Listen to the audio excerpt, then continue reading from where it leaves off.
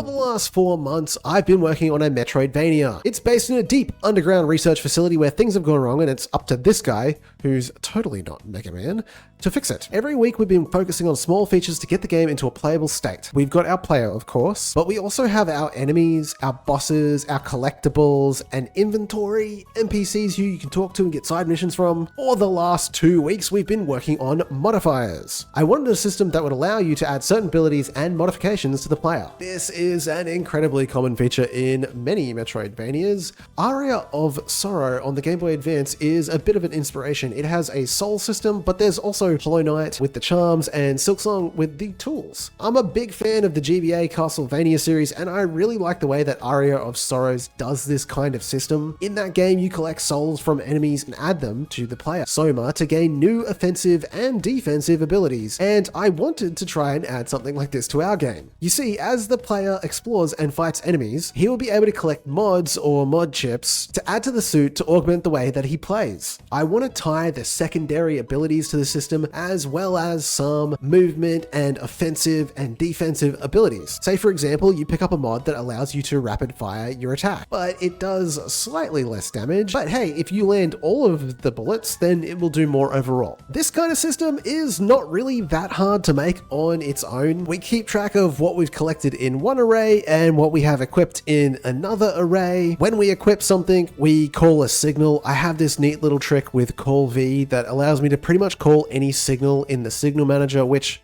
by the way, don't look at that. It's a mess, but it's a contained mess, okay?